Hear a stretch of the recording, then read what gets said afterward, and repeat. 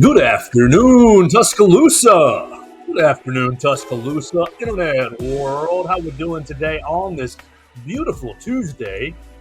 Beautiful Tuesday right here in Tuscaloosa, downtown Northport, West Alabama. Hope you guys are all having a wonderful day. We appreciate everybody jumping in and joining us right here on the Joe Gaither Show on BamaCentral and BamaCentral.com. You guys are watching us on YouTube, on Facebook, on Twitter. You're listening to us on Spotify, on Apple Music, on Amazon, wherever you get your podcasts. You can find the Joe Gaither Show on BamaCentral. We appreciate everybody jumping in and being a part of the BamaCentral Broadcasting Network. We want to encourage you guys to go out and listen to our other BamaCentral podcasts. We've got our friends All Things Bama with Katie Wyndham and Austin Hannon. We've got our friends Blue Collar Unplugged with Matthew Gibson, Blake Byler, and Jacob Pickle, the president. Jacob Pickle of Crimson Chaos. You want to get that student perspective and the great basketball analysis, you can find that on Blue Collar Unplugged. You're obviously listening to the Joe Gaither Show, watching the Joe Gaither Show on BamaCentral. You can find us on Facebook, Twitter, YouTube, Snapchat, Instagram, wherever you can find us on the social medias at Joe Gaither6. You can send us your comments, your questions, your queries, and complaints right there to us at Joe Gaither6. And we invite you to jump in and join us on the comment side today if you want to be a part of the program. Oh man, I had that banner looking right with, let's fix that real quick, with Will Miller. Perfect. Let's save that and pop that up. There we go. We are joined today by our friend Mr. Will Miller of BamaCentral.com. You can follow him on the Twitter machine at RealWBMiller for all of his great Alabama followings, all of his great Discovery, Atlanta Braves, Baltimore Orioles, San Francisco Giants, UFC, all kinds of MMA action as well. But we are here to talk a bunch of Alabama Crimson Tide. So good morning, Will. How's your day going? Great to see you. How are things, Joe? I'm good. I'm happy to be here once again. And yeah, like you said, if you guys want all sorts of random thoughts live during fight nights on Saturday nights, you know exactly where to go. I'm your one-stop destination for all sorts of different MMA commentaries, opinions, whatever it may be. And I'm really excited for the pay-per-view this weekend in Boston. So I'm feeling really great, Joe. Been great being back in Tuscaloosa these last several days, getting back in the saddle, and just really excited for the fall. Absolutely. Well, why don't you, before we jump into really the sports side of things, why don't you give us an update on the calendar here? The students are back in town. Rush has started. If you are a female in Tuscaloosa, you're likely participating in Rush in some sort of capacity, and we wish all those ladies good luck. I know that's going to be a taxing experience. But for you, Will, where are we as far as the school count? Does school start next week? Does school start next Tuesday, Wednesday? Is that the plan next to the 22nd? 23rd, just update us, the ones of us who are not in school. It is next Wednesday, the 23rd, which is approximately a week later than usual, just on the average calendar. This is my third year coming in and what it's usually been. And I'm very happy because not only that, but they also brought back fall break, which they kind of did away with last year. And that was not my favorite in terms of decisions pertaining to the academic calendar, but I'm glad the ship has been righted. And hopefully it will be just as enjoyable as it was in 2021 when all I did during it was watch the World Series. So I'm really happy that that's back. And the start of the school year, it always sneaks up on you, but happy to have a few extra days to kind of adjust to things here in Tuscaloosa being back and also just have a few extra days to relax. Absolutely. Well, you're hopeful. Give me a quick baseball update because you know I'm a casual. Are your Orioles in playoff position? The O's are leading the American League East right now. If it were to end today, they would be right there in the playoffs. They would be the number 2 seed in the American League because the American League Central is, all sorts of different thoughts have been shared throughout the baseball world for years about that division. So I am of the mind that the less said, the better. That division has effectively been handed to Minnesota by default based on the other team's activities at the trade deadline. So it's looking like Baltimore, if the pace keeps up, could be the number 2 seed in the American League and feeling really good about themselves. The Baby Birds, they're they're coming out of an extensive rebuild that I think was pretty ugly. John Angelos, please do not suspend me for that. But and then the Braves are on the other side in the National League East, best team in They're wiping it away, baseball. right? Yeah, yeah, yeah. Best team in baseball, and I'm excited to get to see them tomorrow night against the Yankees. They really put it on the Yankees last night and tonight. Luis Severino, who's had a not great year on the hill for the Yankees, is pitching in Atlanta against this vaunted lineup. So I really am worried for him. I like Luis Severino. I'm up and down on the Yankees. I like Luis Severino, but I fear what tonight might bring for him if he's not able to get into an early rhythm against a lineup that's the best offense in the sport, and there's not a whole lot of debate about it. Well, we know a lot of our listeners and viewers are big time Braves fans. So, by proxy, I will cheer for all of our listeners and viewers' happiness. And I'll cheer for your happiness as well. Usually that's what I do. If I'm not like real passionate about a team in a sport, then I'm like, well, who do my friends like? What will make them happy? Because, I do have a Yankees hat. But if the Yankees win or lose, it's like, boo-hoo or yay. I'm not really living or dying with that. So really, all my friends are happy with the outcomes. That will make me happy as well. We didn't bring you in to talk about baseball because, it's to the tail end. Alabama baseball is concluded. We haven't gotten started with fall ball. We brought you in, Will, because you are the foremost expert on Alabama soccer. We'll talk Alabama soccer in just a little bit. But we obviously want to start with what carries our water, Alabama football. Alabama football carries the water right here at BamaCentral.com. We want to encourage you guys to follow us at BamaCentral.com, especially be looking for us at 4:30 today. Nick Saban jumps up to the podium and will give us 10, 12 minutes worth of coach speak. So we'll bring that to you at about 4:30. You can follow myself at Joe Gaither 6, at Austin Hannon SI. Is Katie _Wyndham? I think that's what it is. I think Katie is Katie _Wyndham. I think Austin is just Austin Hannon _ now. I think he took the SI out of the handle. Okay, all right. Well, Austin, you can look at his profile this morning doing a breakdown on Jalen Milroe. So why don't we start? Okay, I got two questions, but we'll start with the quarterbacks. We'll get the Will Miller perspective on the quarterbacks. I've been blabbering nonstop for the last 3 or 4 days about the quarterbacks. And then we'll have kind of the main topic today will be what is the strongest position group on the Alabama Crimson Tide? Offense, defense, special teams, wherever, what individual position group will be the strongest going into 2023. But let's start with the headlines. Let's start with the main topic. The most important position in football, the quarterbacks. Will, we're now about a week and change into fall camp. We've had 4 days. We've had 4 days of pads. The boys practiced last night at 7:30. Thank the Lord they practiced in the evening by the time the sun went down. Did you know the heat index yesterday was 113? Gross. But what do you think? Where are you at with where do we stand in the Will Miller zone at the quarterback position? I've said since the beginning, I think Milroe will win the job. And he had some moments last season where he displayed one of his best traits, which is his great athleticism, some of the best. And I think that obviously plays in his favor. And that's an advantage I feel like he's going to have based on what I've seen. But throwing the ball, A&M last season, huge spot start moment, probably not his best night slinging the leather around. And it happens. Obviously, like I said, that was a big moment and stuff happens. But I think that the public eye is going to gravitate towards that one game at this exact juncture. We know the guarded nature of Alabama football practices.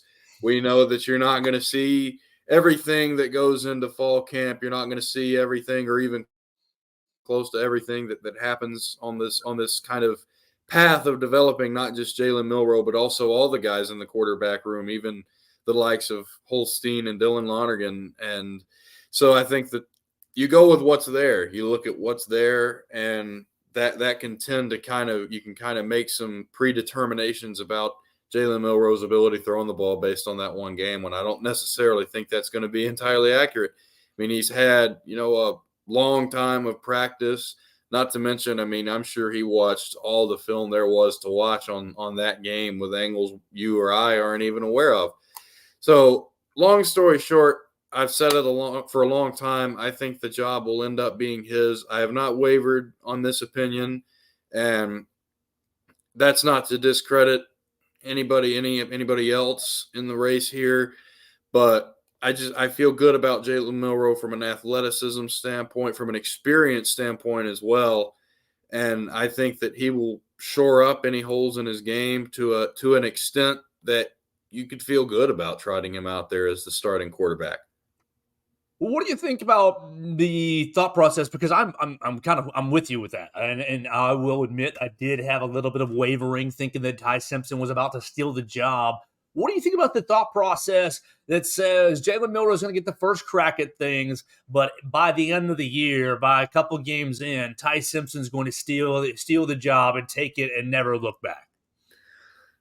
Well, we've seen that before, right, with Blake Barnett and Jalen Hurts, and I dare say that worked out pretty good for all parties concerned. And if you want proof of that, go look up Jalen Hurts' latest contract information. We'll just say he's set now. Um, so I kind of see where folks are going with it, and it could happen. I'm not going to rule it out. I definitely don't think that the coaching staff is going to, just to use a fighting analogy here, I don't think if they get put in a bad position on the mat, they're just going to accept it. I think that they're going to go with their personnel that they have and give it a shot, give something else a shot if need be. A lot of people are confident in Ty Simpson. I absolutely believe that extends to the stakeholders in that decision, being the coaching staff and also the team. I think they're confident in his abilities, and why not? He also has some experience. He was, just because he wasn't dumped into the bright lights against Texas A&M, he's still seen some playing time, and he's had that same time of developing, honing his game as Jalen Milroe has.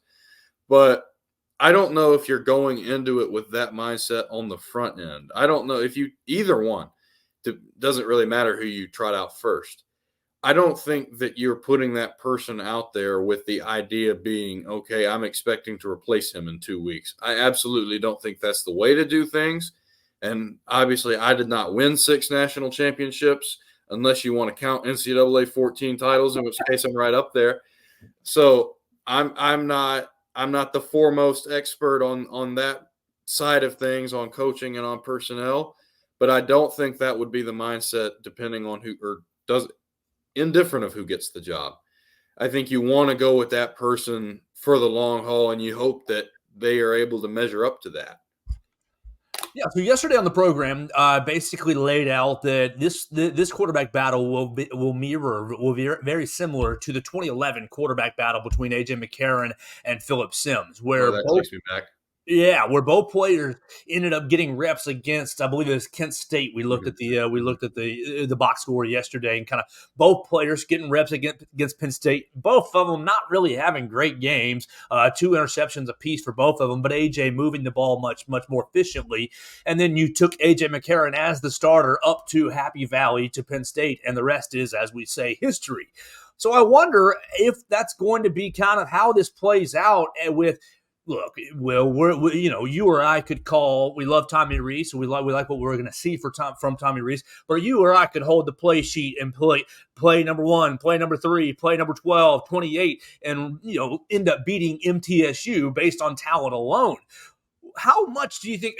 And to further this point, I basically went on to say you don't really need to have the quarterback battle determined until that first game against Ole Miss. You've got MTSU, Texas, USF, 3 weeks, and then you play Ole Miss. Of course, everyone wants to beat Texas, the high-profile matchup. But in the grand scheme of things, you're beating USF and you're beating MTSU really on talent alone, in my opinion. If you lose to Texas, every single one of your goals are still out there in front of you. With you win the West, you get to the SEC title, you win the title game, you're in the playoff, and then you can go from there. How urgent? Coach Saban has talked about baking the cake. The cake's still baking. How urgent do you feel like, or do you disagree that Coach Saban wants to have the cake baked and pulled out and put on, cut up by the time we're playing Texas in that second game?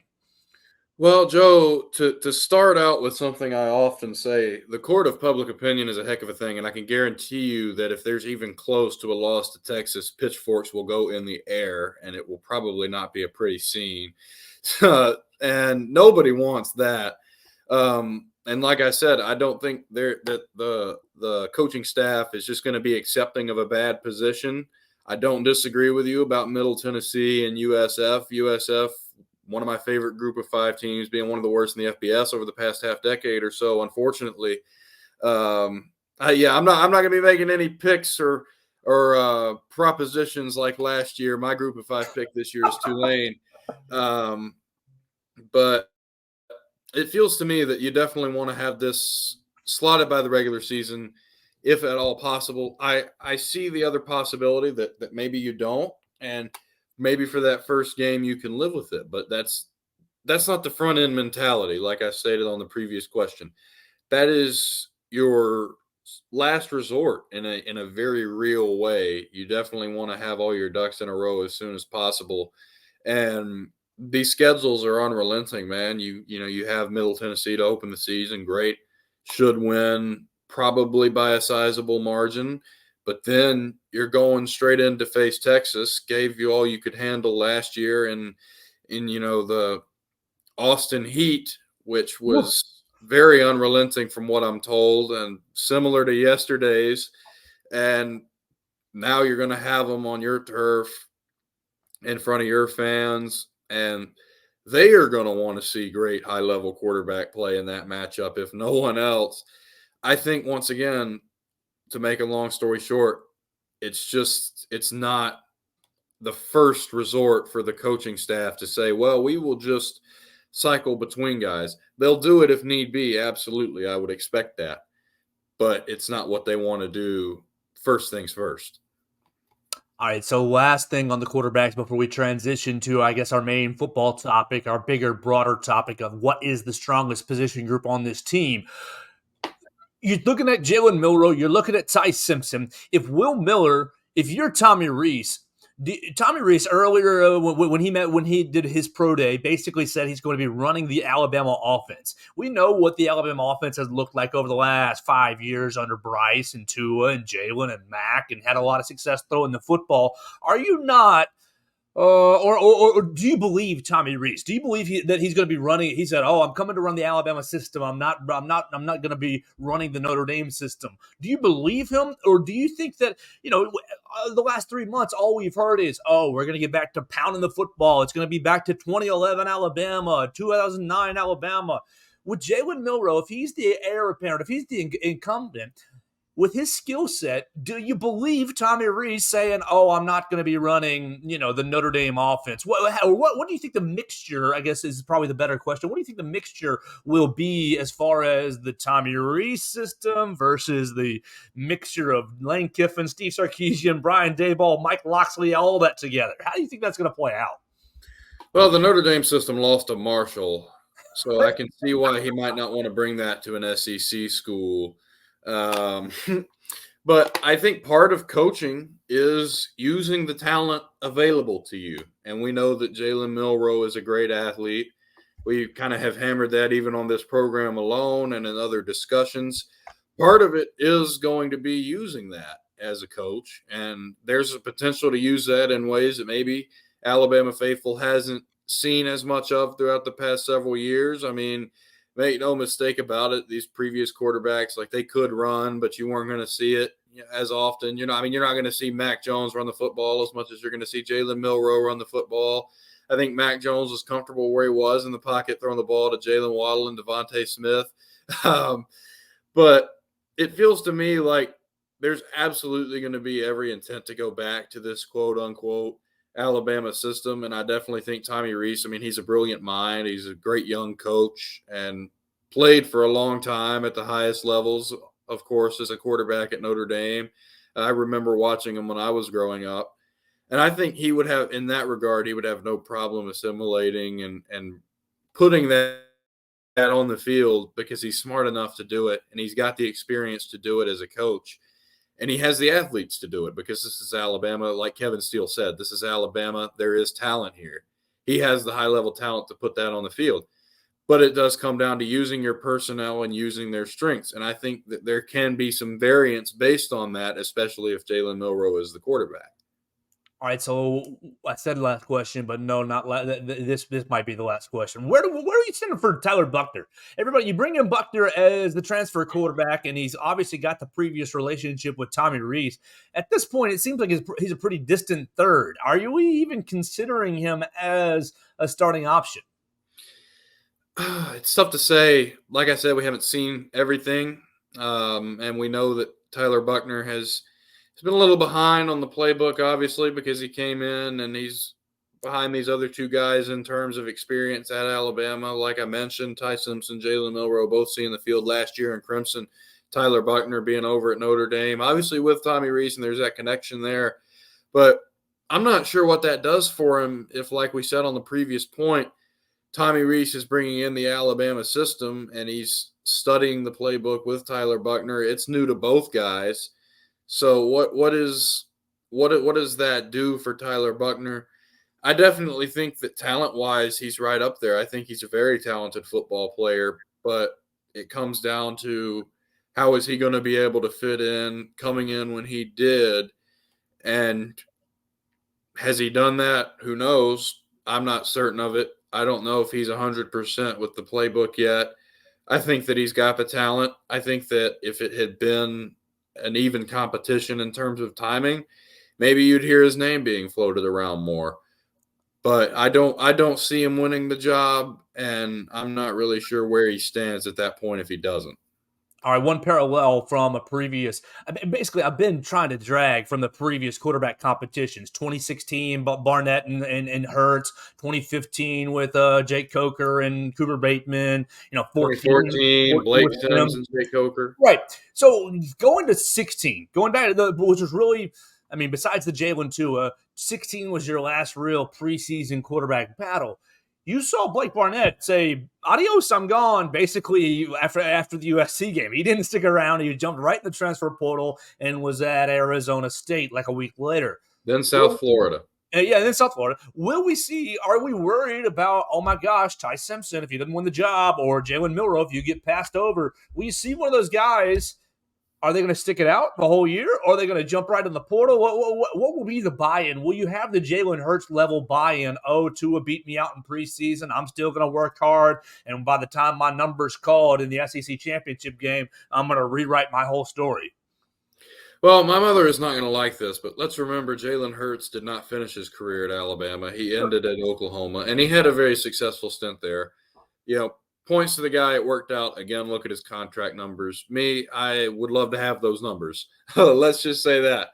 But in terms of sticking it out, I think that you will see that. I really do. And I think that it's a competition. You have winners and you have losers. I think these are team guys. Hearing the players talk, I think that there really is a focus on the team that in some areas maybe has been lacking, which is encouraging because, that's what being on a team is all about, even going back to the days of, Pop Warner ball back in, Lord knows how long ago at this point for guys like us. But bringing that back to the main point, I do think that also, like you said, there could be opportunities for these other guys. We don't know how things are going to shake out, what's going to happen. It is college football. Fundamentally, you have to recognize that you don't know everything on the front end, and you're not going to, and that's part of what makes it so great. There could be opportunities for these guys even down the line, and I think that they're hungry for that chance to prove themselves, but I also think they'll be hungry to prove themselves on this team and at Alabama, and I think that they might stick around. We're talking about Will Miller. You can follow him on Twitter at RealWBMiller. We appreciate him jumping in and joining us right here on the Joe Gaither Show on BamaCentral. We're having a great Tuesday. I just looked at the weather, my man. It's 80-something degrees outside. The heat index is not really that high. The guys are practicing at 2:30, so maybe Coach Saban will be in a nice little mood. I'll ask you at the end what we should talk to Coach Saban about at 4:30. Without seeing practice, it's so hard to ask about specific things or specific players. Let me ask you about what you heard yesterday, because you were in the Naylor Stone media room yesterday with Katie Wyndham, Matthew Gibson, and Austin Hannon. BamaCentral on deck yesterday in the Naylor Stone media room. You guys better be following BamaCentral. Jaheim Otis and J.C. Latham were at the podium, and Jaheim Otis really leaned into. I listened to both press conferences and brought up something that I think. Is a unique or an interesting point. People asked him about the differences from from last year to this year, and he talked about really, okay, last year we had different players stepping up and being vocal leaders at different points in time. Obviously, kind of an ode to Will Anderson, an ode to Henry To'oTo'o, probably a little bit of nod to Jordan Battle. He says the difference was that this year, pre-snap and pre the defense going out, and before we go out and do something, it's not just one guy saying, "Hey, rah rah, let's go do this." It's the entire defense getting together, not just in little position groups, but all 11, all 20. Everybody who's going to be involved in the defense is getting together at one time. And they said, "Oh, and the offense is doing the same. It's not just Bryce Young. It's not just your Evan Neal's from 2 years ago. It's everybody." Kind of having that unity. Did you notice that yesterday? Was that something that stood out to you as well? And if so, you know, I think it's a little bit of a little bit of maybe a negative mark on the last 2 years teams. But how positive can that be for this year's squad? Well, as I said, Joe, I'm just seeing a real team mindset from these players, and it's encouraging because when you're part of a unit and everybody's bought in, it would amaze you what things you're able to do. I have not played Division One football. I played for 3 weeks in middle school, bit of a different world. But I'll tell you, I have done a lot of group projects, and those can go all different directions. And when all 4 or 5 people are bought in on those group projects, you're probably going to get a really good grade.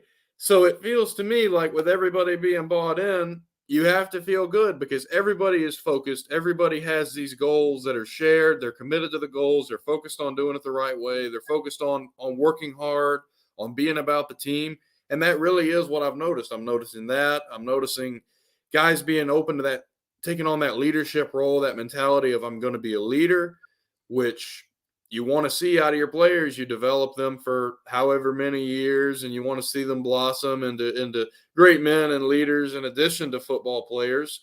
They're taking that leadership mindset. I'm really encouraged by these comments from these players. I think that there's been a real shift in mindset and a productive change going into this season. All right, so we are probably practice number 8 or so, I believe it is today. So we'll hear from Coach Saban in a little while. Right at the beginning of fall camp, Coach Saban highlighted several different position groups, and he named names about which one, who he's feeling confident in. So we're going to take that little who's Coach Saban feeling confident in. Obviously, the quarterbacks have our big attention. Oh my gosh, who's going to be taking the snaps? Who's leading this team? But outside of the quarterbacks, you have a roster that's loaded with talent. So let's just play a game, and I'll let you go first since you're the guest. What do you think, or going into 2023 with 18 days left until Alabama plays MTSU, what is the strongest position group right now on this Alabama Crimson Tide team? I kind of cycle on this, Joe, and I feel like it could be any number of groups, depending on the day. But I feel really good about this running back room, my friend. I really feel good about this running back room. And I think that there's multiple really capable backs. It's not like the days back in 15 where you're just riding Derrick Henry for 40 carries a game.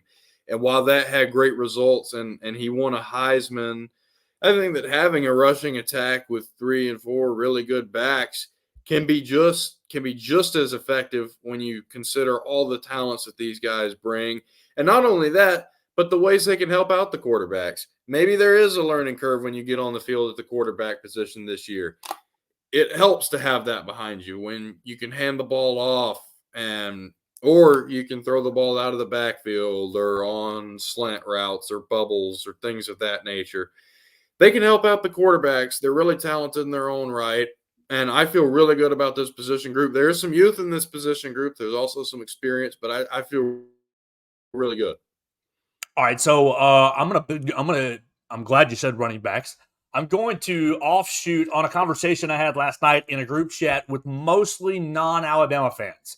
The name Damian Harris got brought up, and I'm not always a Damian Harris fan. I basically said, "Oh, he's at the bottom of the talent pool on the Nick Saban starting running backs," and people gave me a lot of hell. Oh my gosh, he's a two-time champ. Oh my gosh, he ran for 1,000 yards twice. This, that, and the other. And my point to all this, and you could chime in on where you feel about Damian Harris. That's okay; it's no problem. My point to got brought up. Oh, somebody said, "Oh, he's better than Jace McClellan." I said, "No, he's not a better running back than Jace McClellan." And then my follow up to that was, "But Jace won't be the best running back on the roster right now." So a couple of different questions and conversations off that. Who are you feeling? I mean, with the running back room, I agree, very, very strong. What are you feeling like is the leader in the clubhouse? How he's going to divvy up the reps, divvy up the who's getting what? How's the talent breakdown in the running back room? And then I guess if you want to comment on where Damian Harris stands, please feel free to. I really think Jace is kind of slept on. I mean, I like what I saw from the kid last year. That run against Texas is going to go down forever. And it was one of the best rushing plays I saw in all of college football, all the big time college football last year. So, I mean, not to lay all my eggs in one basket based on one play, but I really like Jace McClellan, and I think he's going to do really well for Alabama this season. And he's going to kind of fly under the radar when it comes to that position group at the Power 5 level.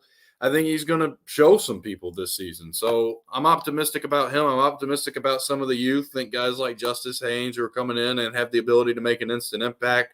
That's part of what makes this room so great. You have guys that can come in. They have a lot of different skill sets, but also that you can have young guys coming in and making themselves known immediately. And that's really important to have because you don't want these guys to come in and, if you can avoid it, and have them sit on the bench for a little while, for 2 years, maybe 3 years, if they can come in and impact the team day one. And I think that Nick Saban is receptive to that. If they're going to come in and have a positive impact on the team, that they're going to have an opportunity to play. And you want these guys to be in a position where they're going to have an opportunity to play, even if they're young. And if they're young, you feel good about it, because then they can blossom and be good for 3 years, 4 years. Who knows if guys are going to stay for their senior year or not. As for Damian Harris, I'm like you, Joe. I am up and down on my opinions of Damian Harris. At times I have said he's the most overrated player of the Nick Saban era. I do not believe that is true. I would still put him on my top 10 list. No disrespect to Damian Harris. I love the guy. I'm loving his success in the NFL. All that being said, I definitely think he is not at the bottom of the talent pool of the Nick Saban running backs. I don't think that's him. I think that he was another guy that kind of flew under the radar. But, I mean, the best is a pretty high bar. You've got your Heisman Trophy winners. You got your Heisman finalist in Trent Richardson, who in a past life was one of the best collegiate players in the country. And watching him juke people out every weekend was a favorite pastime of mine, also in what seems like a past life.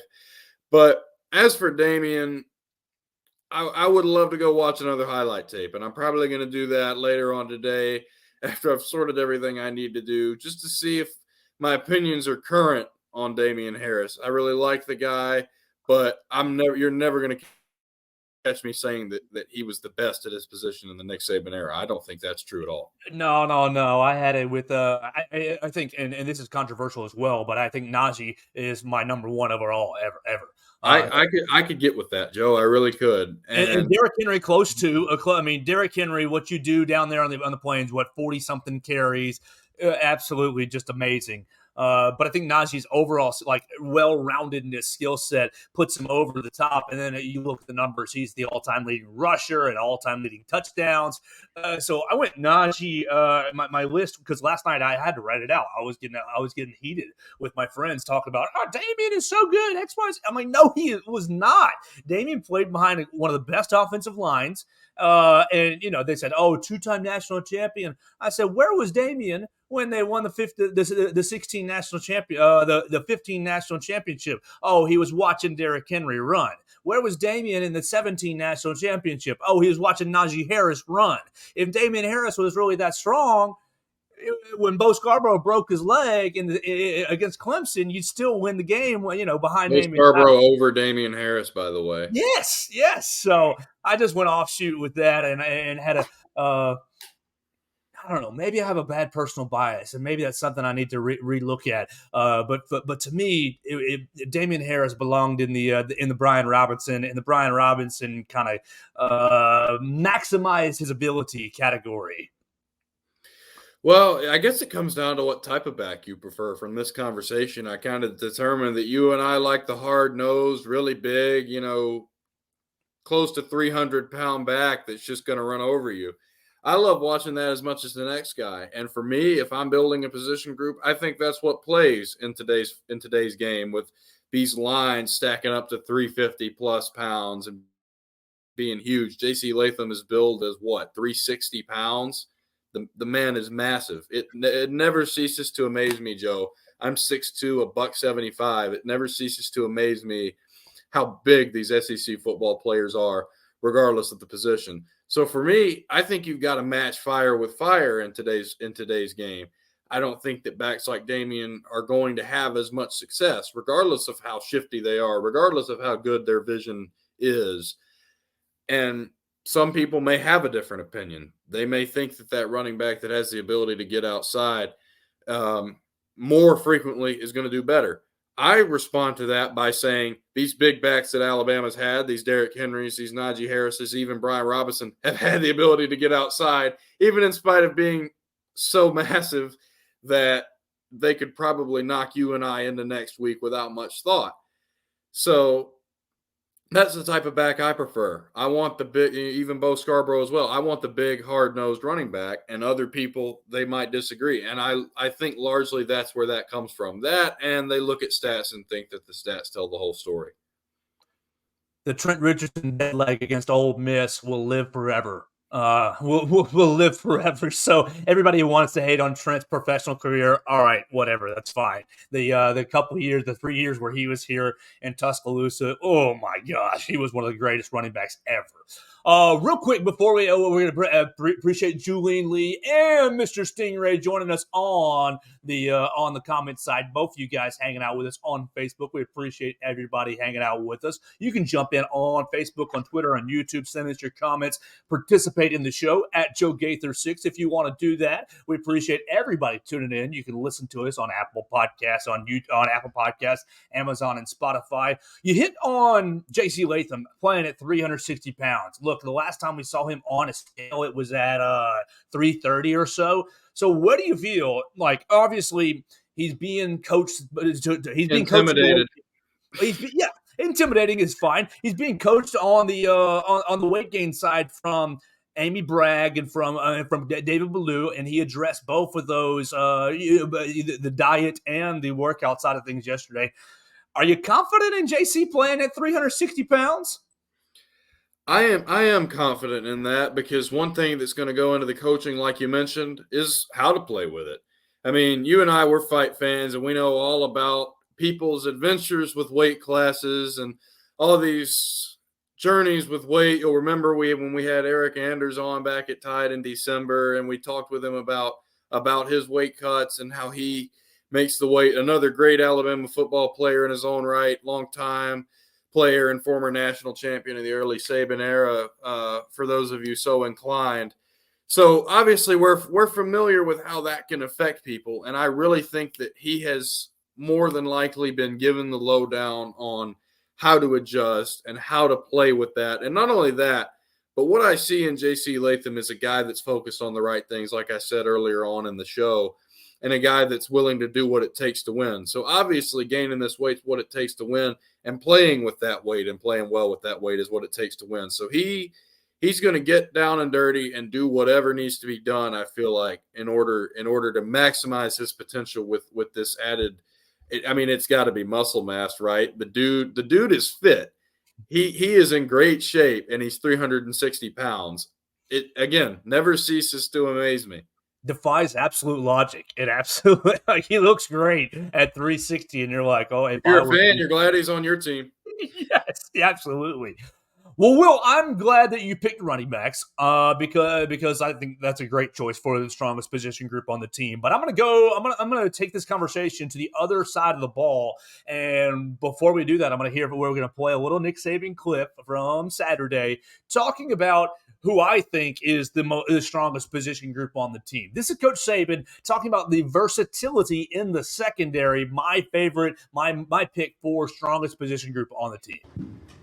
Question for you about the versatility in the secondary. Who are a few of the guys who have the highest comfort level playing more than one role back there? We got a bunch. I mean, we're playing guys all over the place. So, Terrion can play different spots. Kool-Aid can play different spots. Malachi can play just about everywhere. Jalen Key can play multiple positions. Trying to develop, Tony Mitchell to be able to play multiple positions. We need to have a lot of guys that can do that. Smitty can play a couple different things. Christian Story can play a couple different things. I mean, that's one of the things that we try to do in camp. We got guys rolling all over the place. It does sort of sometimes affect the repetitions that a guy gets at a certain position. But I think it's important that guys have a background and a basic knowledge of information. So if we get guys injured during the season, we can move guys around and have a chance to get the best people on the field. It's the same thing in the offensive line. Guys got to be able to play multiple positions. Nick Saban highlighting versatility in the secondary on Saturday. And so it made me scratch out some names. It made me scratch out my own. And if you can go on to ourlads.com. I love going on to ourlads and looking at their depth charts and how they have things lined up. But goodness gracious, Will, look at the secondary and tell me who the heck you're leaving off the field. You think about Kool-Aid and Terrion Arnold basically locked in as cornerbacks 1 and 2, wherever you want to slot them. You can slot them far side cornerback and near side cornerback, but they're probably getting work at both ends. Malachi Moore, been on the team going into his 4th year. I mean, he's been a stud since he was a freshman here from Hewitt-Trussville. What was he? He was an all-freshman defender. And then you think about what you've got with Trey Amos and Jalen Key, 2 guys who you brought in for the transfer portal. Caleb Downs, your 5-star freshman from Georgia. And then not even to mention Devontae Smith, who has seemed to grow into a role that he's going to be counted on a lot. Obviously, you saw him at Fan Day basically play the starting safety role and had a lot of good reports from his Saturday day. And then Coach throws out Tony Mitchell, who we all know had the spring break incident, but he was a 5-star player out of Thompson. I'm pumped for this defense. I think it's going to be a massive challenge passing against this Alabama defense. So I think the secondary running back is a great pick, but if I had to go a second direction, I think secondary is my next big spot for strongest position group on the team. What are your thoughts on the back end? Well, Joe, I really think that the secondary is going to be one of the main beneficiaries of the things I talked about earlier, which is more of a team-oriented situation, a leadership mindset. I think that you're going to see huge benefits with that in the secondary, especially with some younger guys, some guys coming in from the portal and making their home here in this program. And I think that they're going to come together and be really strong. Any way you stack it, you ask who you leave off the field, I'm really not sure. And you remember last season after the Utah State game when all the cornerbacks saw action. I think earlier in the season, you could see all of these guys play and have a chance to prove themselves. And I think they are a really, really good group. I think that Kool-Aid obviously is a guy that's getting a lot of draft love, and rightfully so. He was a fantastic piece of the defense last year, and I think that he's going to be great. He's going to be a great tackler. He's going to be a great ball hawk this season through the air as well. Feel good about Terrion Arnold. Why not? The guy's one of the best athletes on the team. He's got his share of basketball prowess as well. Great athlete on this team. I agree, Joe. If I had to pick a number 2 position group, it will be the secondary. And I think that you're going to see great strides from the secondary this season. And if you want to talk about getting back to an Alabama standard, does that not start and end with defense? I mean, I know I watched the 2011 National Championship game where LSU didn't cross the 50-yard line until there were 8 minutes left in the game. I saw it. I remember it like it was yesterday. And so these improvements on defense, if you're a fan, again, you got to love it. Well, if you think about it, I mean, I love you bringing up 2011. You can think about 11. You can think about 09 with Kareem Jackson and Javier Arenas and what they were doing, Mark Barron in the back end. You can think about 2016 with Mika Fitzpatrick and Marlon Humphrey as well on the back end. They turned the football over like crazy. And I love for Anthony Averett, Joe. Oh, he's a good player. Yeah, a good player. That's your Baltimore love, isn't it? A little love for ball. But I just think when you saw what you saw at a fan day was nice from Terry and Arnold. And people gave him a lot of hell last year because he was the one guy you could throw at, and everybody wanted Eli Ricks to get out there because of his natural talent. Oh gosh. Frustrating for me watching Eli Ricks this weekend get a pick six and congratulations, he got a pick six in his first NFL game, but it just feels like a massive the Alabama North Eagles. What could have been if he'd have been able to get his brain correct or get his mind right the whole year, all year. You think about this defense. Who are you deciding to throw at? Because you're not throwing at Kool-Aid, and then you think, okay, well, if I'm not throwing at Kool-Aid, I got to pick Terry Arnold or Trey Amos, two experienced guys. I mean, people don't realize, Will, that Terry Arnold didn't play any corner, did not play corner until he came to Alabama. And so last year, it was really your first time.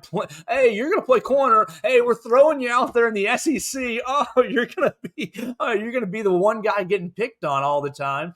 I'm really looking forward to the second year of Terry and Arnold. I think that maybe it's just a little bias, a little personal love, and I don't really know where that comes from. I guess I get defensive when players kind of get picked on or get on the bad side of the fans, because I feel like they don't really know how much work goes into these positions and how much work these guys are doing. I'm really expecting a great year out of Terry and Arnold.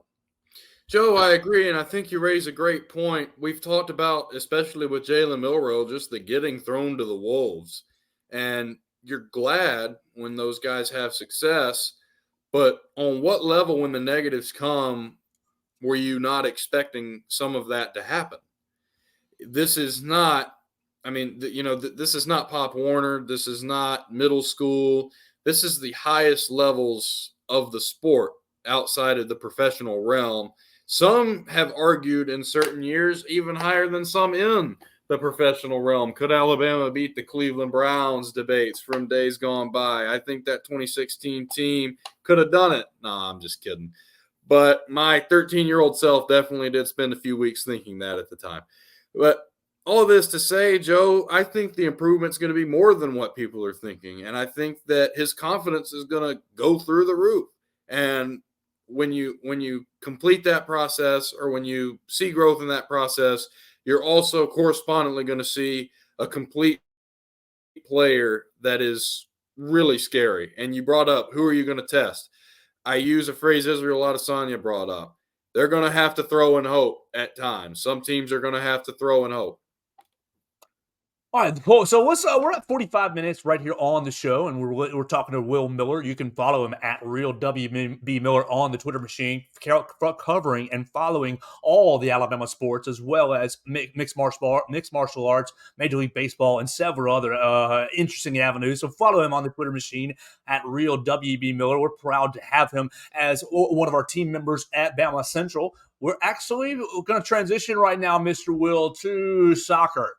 Wes Hart and Felicia Knox were at the podium yesterday, and they spent some time, kind of giving a soccer preseason preview sort of a thing. We were at the Alabama Soccer Complex last week watching Alabama's exhibition against Tennessee, a 2-2 draw. I talked about it on the program just a little bit. If you want to listen to that, you can go back and hear it on any of the platforms we've already outlined. But Alabama Soccer is playing its first official game on Thursday. We are the home of all things Alabama Crimson Tide right here at BamaCentral, not just football. We'll be there on Thursday. You'll be there, and I'll be right behind you. So we'll be at the Alabama Soccer Complex on Thursday to watch Alabama take on DePaul at 7 p.m. Last year, DePaul, I didn't want men's soccer for them. I wanted women's soccer for them. Right there. Last year, women's soccer for DePaul, they were this will be their first game. let's see. This will be their first game, and last year their record. Oh, okay, their record was 3-12-1 last year, so it might be a little bit of a layup for Alabama. They have exhibitions. They've already played exhibitions against Wisconsin and Milwaukee. I don't see any sort of stats from that.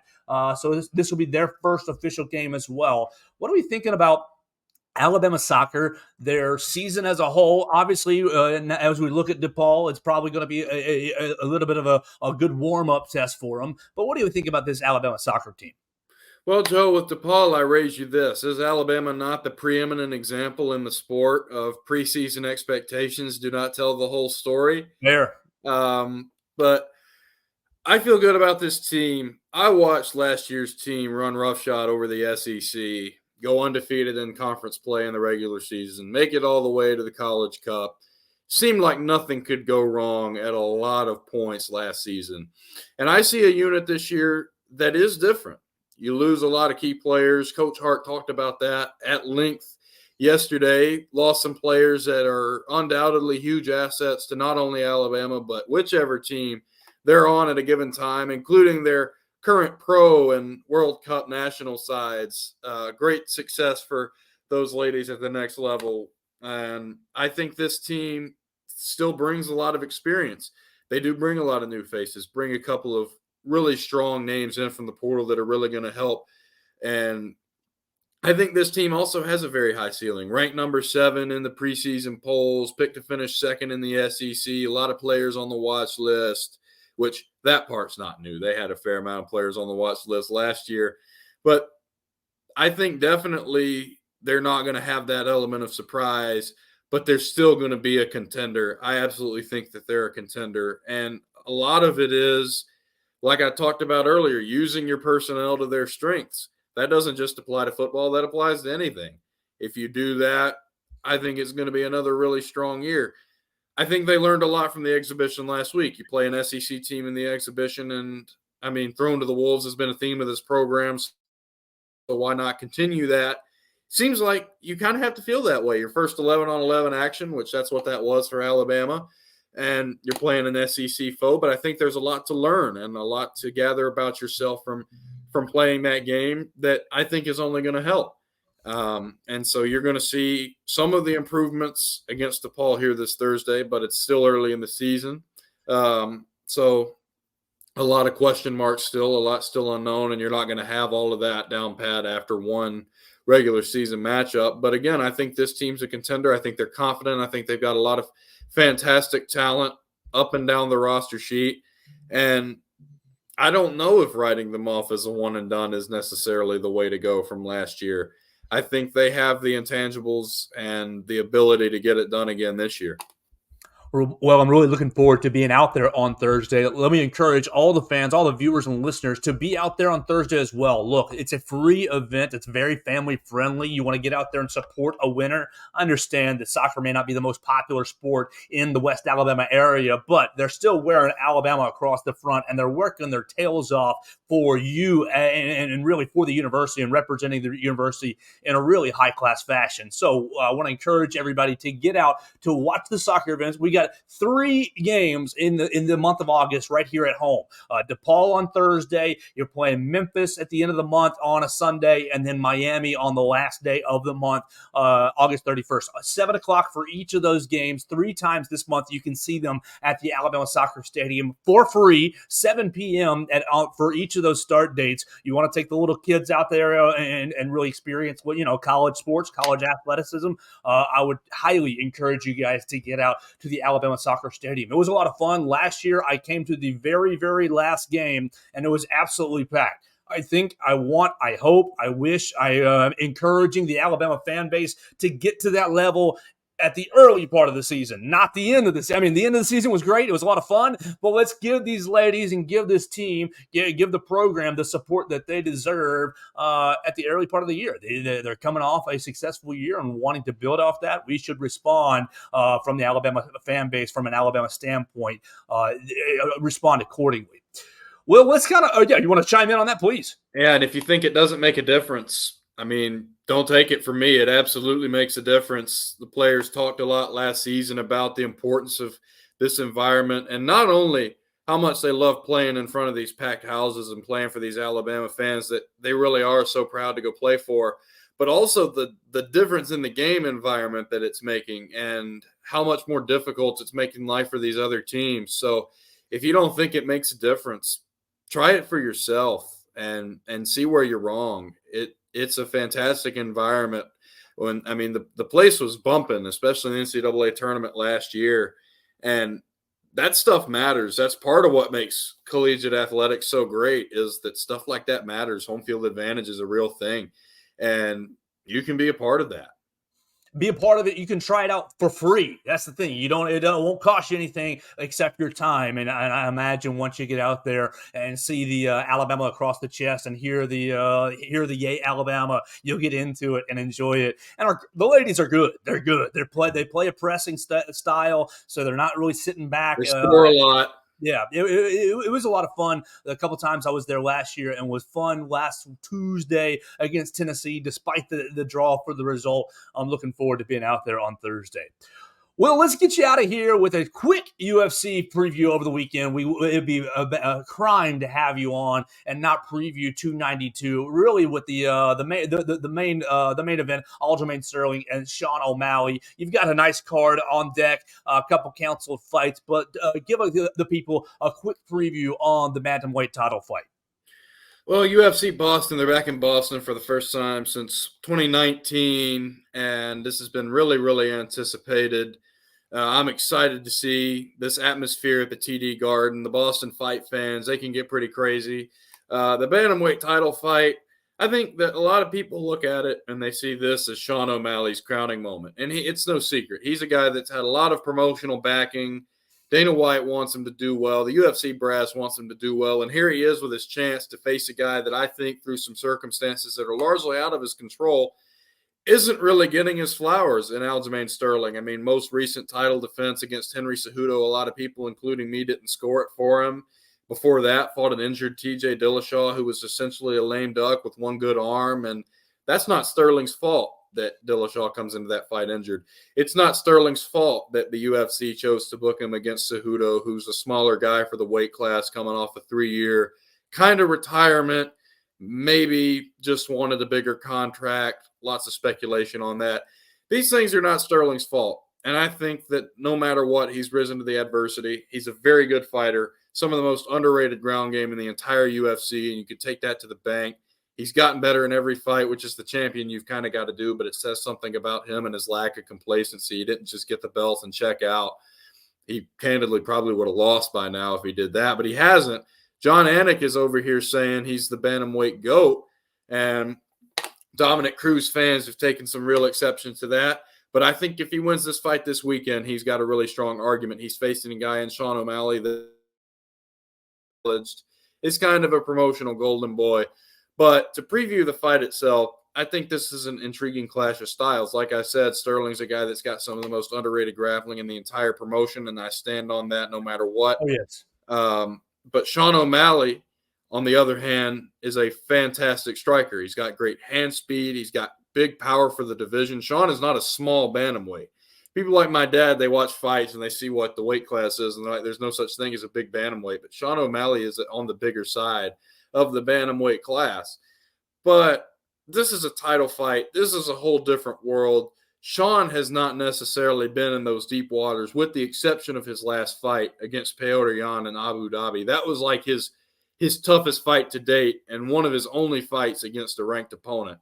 A year ago at this time, he'd just come off beating Chris Moutinho, who I wish was on this card just because he's training up there sometimes as part of the New England cartel, and he's really popular up there. But he was not a top 5 bantamweight. He was 2 and done in the UFC. And that's like 3 fights ago for Sean O'Malley, 4 fights ago. So there are questions about the levels of competition that he's facing. He went after Chris Moutinho and fought Holly and Paiva, who I really like, but who's a flyweight.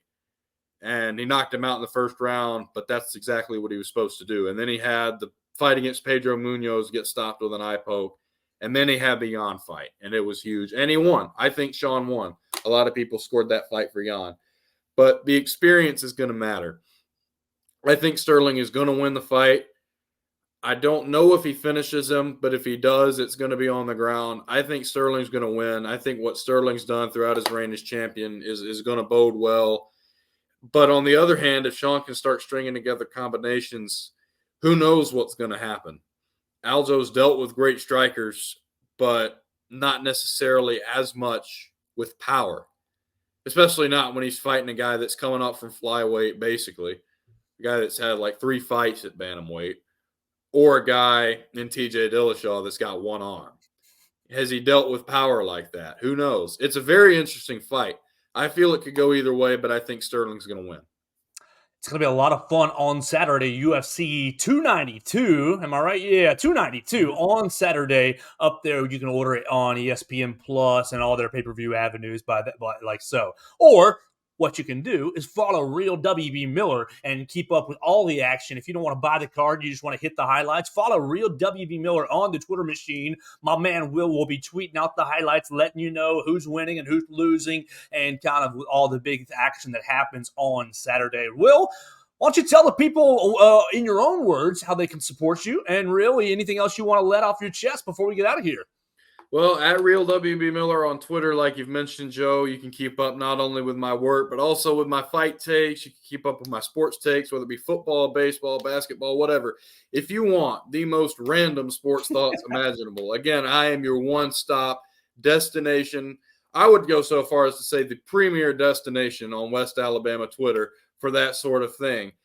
Really, really exciting time for the fall. I'm ready to get back in the saddle, like I've said. I'm excited to kind of be back in the groove, working, and I hope everybody can keep up with that. I'm really excited about what I'm going to be able to put out and the opportunities that I'm able to have. So stay tuned to that at Real WB Miller on Twitter. And yes, I will be tweeting about UFC 292, UFC Boston, whatever you want to call it. ESPN Plus pay-per-view. Great card. I really think even though it's had some cancellations, it has the potential to be one of the highlights of the year. So I am really excited about that, and school getting underway soon. So summer's basically over. Hope everybody's had a great one, but I'm looking forward to these last few days. Absolutely. Will Miller, everybody, thank you so much for joining us, Will. Let's shut it down here on the program by thanking everybody joining us in the comments today. We had our friend Miss Julene Lee, Mr. Raheem Barnes hanging out with us, Jeff Wade. I appreciate you watching us each and every day. And my man Stingray joining us. Make sure you listen to the Stingray Show on Tide 100.9 for all of his great coverage. We appreciate everybody listening to us on Facebook, or watching us on Facebook, Twitter, and YouTube, or listening to us on Spotify, Apple Podcasts, and on Amazon. You can always find the show, The Joe Gaither Show, on BamaCentral. Just search it up any of your podcast platforms. You can find me at Joe Gaither 6 on all the social medias. Leave us a comment, question, query, or complaint. Jump into the show. You can even leave a comment after the show's already over. It'll show up there, and I'll interact with you as well. We appreciate everybody joining us and watching us. Tell a friend about the program. Pay attention to BamaCentral about 4:30 today. My man Austin Hannon, Katie Wyndham, myself, and who knows who else from BamaCentral will be in the Naylor Stone media room listening to the head coach Nick Saban talking about today's practice. A little bit cooler temperatures today. The guys are getting started in half an hour, and we will be over listening to Coach Nick Saban in about 2.5 hours. So pay attention to us on Twitter, listen to us on all the platforms, and follow us at BamaCentral.com. We're your Sports Illustrated home for all things Alabama Crimson Tide. For Will Miller, Will, thank you so much for joining us today. For you guys, the listener, the viewer, we love you so much. We appreciate you. You guys are the reason we do everything. I am Joe Gaither. This was another edition of the Joe Gaither Show right here on BamaCentral and BamaCentral.com.